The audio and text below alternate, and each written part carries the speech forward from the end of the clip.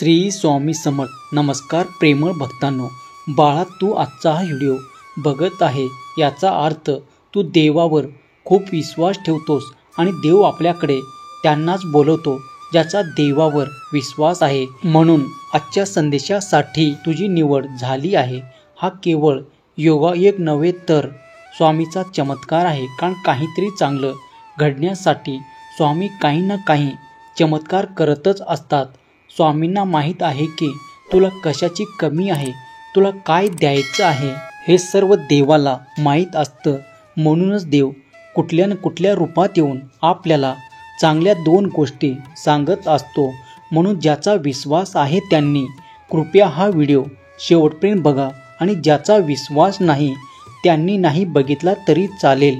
बाळांनो, देव कुठल्याही रूपात येऊन आपल्याला दर्शन देऊन जातात, आपली इच्छा पूर्ण करून जातात, आपल्या अडचणी सोडवून जातात. परंतु आपल्याला देवाचं रूप समजत नाही.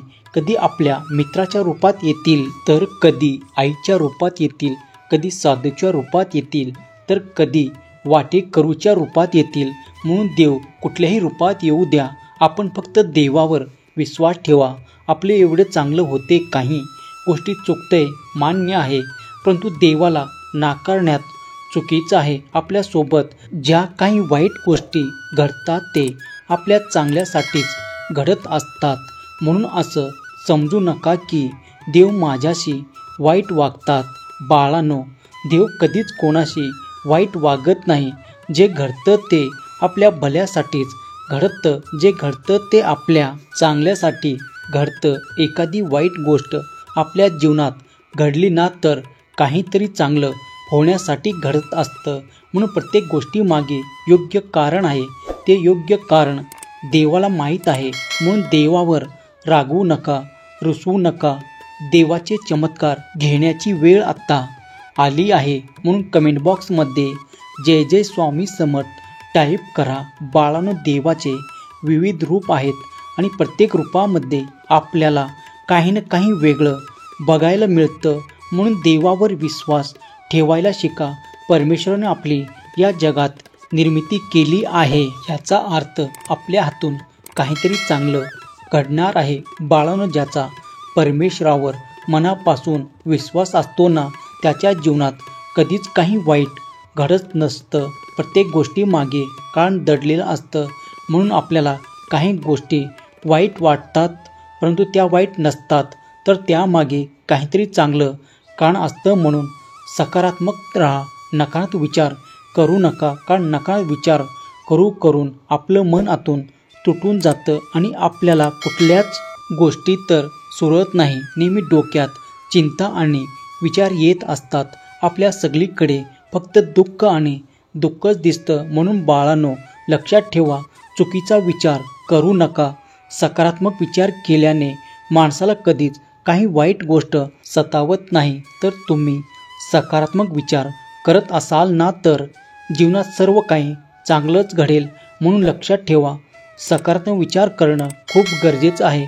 जे फक्त सकारात्मक विचार करतात ना, त्याच्या जीवनात फक्त चांगल्या गोष्टी घडत असतात आणि चांगल्या गोष्टी घडण्यापासून कोणीही रोखू शकत नाही. आपलं मन तेव्हाच आनंदी होतं जेव्हा काहीतरी आपल्या मनासारखं होतं. परंतु बाळांनो, लक्षात घ्या, देव प्रत्येक गोष्ट तुमच्या मनासारखी करतील, परंतु प्रत्येक गोष्ट करत असताना देव तुमच्या हिताचा देखील विचार करतील. आपल्याला काहीतरी मिळवण्यासाठी जसे कठीण परिश्रम घ्यावे लागतात ना, तसेच देवाला काहीतरी कठीण निर्णय आपल्या भल्यासाठी घ्यावेच लागतात.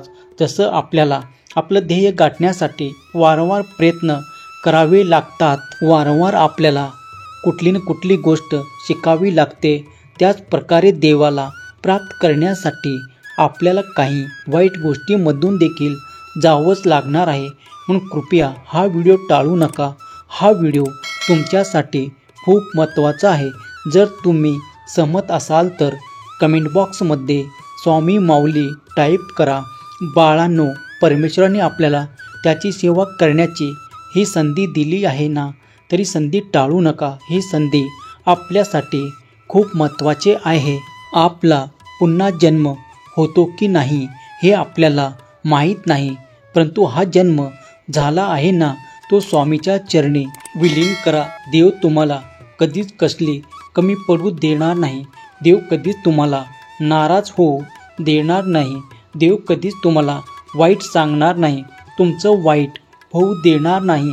सहमत असल्यास कमेंट बॉक्समध्ये गॉड इज ग्रेट टाईप करा. तुम्हाला वाटतंय ना की आपल्या जीवनात खूप वाईट घडते, तुम्हाला वाटतंय ना की आपल्या जीवनात काही चांगलं घडत नाही, तर बाळांनो थोडा धीर धरा. आपलं मन चांगलं ठेवा, सकारात्मक विचार करा. मनात फक्त सकारात्मक विचार ठेवल्याने एखाद्या आपल्या मनाला स्फूर्ती मिळते, ऊर्जा मिळते आणि एक चांगली गोष्ट झाली ना, त्या पाठीमागे सर्व चांगलं होत राहतो. म्हणून फक्त सुरुवात तरी करून बघा. देव सांगते त्याचा थोडाफार विचार तरी करून बघा. जे होईल ते चांगलं होईल. बाळाला तुम्ही 10 रुपये कमवताय ना, परंतु तुमचा खर्च जर 5 रुपये असेल ना, तर ते तुमचे 5 रुपये शिल्लक राहतील. म्हणून आपला जेवढं उत्पन्न आहे त्यापेक्षा खर्च कमी करा. जर तुम्ही उत्पन्नापेक्षा जास्त खर्च करत असाल तर आपोआप तुम्हाला पैशाची तंगी भासेल. अशा प्रकारे जीवनाचा गोड आहे. सुखी समाधानी राहण्याचे गोड यातच दडला आहे. जेवढं आपल्याला मिळाले ना, त्यात समाधान राहायला शिका. जेवढं आपल्याला मिळाले ना, त्यामध्ये काहीतरी चांगलं शोधण्याचा प्रयत्न करा. पण आपल्याला जे दिले त्यामध्ये आपलं मन भरत नाही, त्यापेक्षा वाढतच राहतात. बाळांनो, प्रत्येकाचे जीवन सारखा नाही, म्हणून आपण जसे आहात तसे खुश राहायला शिका. परमेश्वर आपली साथ देतच आहे, म्हणून त्याचा वेळोवेळी आभार मानत चला. कमेंट बॉक्समध्ये धन्यवाद देवा टाईप करा. कारण देवाने एवढे सर्व काही दिले ना, मग ते बघा ना. जे नाही आपल्याला नशिबात ते नाही, ते मिळालं किंवा नाही मिळेलं ही भविष्यातील गोड गोष्ट. परंतु आता जे दिवस आपण जगतोय, आजचा दिवस आपल्या आयुष्यात आहे, त्या दिवसामध्ये काहीतरी नवीन शोधण्याचा प्रयत्न करा. समाधानी राहण्याचा प्रयत्न करा. ज्या व्यक्ती आपल्या जवळ आहे ना, त्याचा विचार करा. जे सोडून गेले त्याच्यासाठी रडत बसू नका. कारण आजचा दिवस तुम्ही खराब केला तर पुढील सगळे दिवस खराब जातील. आणि जर आजचा दिवस तुम्ही आनंदाने जगत असाल ना, तर पुढील सर्व दिवस तुमच्या आनंदात जातील. म्हणून छोट्या छोट्या गोष्टींमध्ये आनंद शोधायला शिका.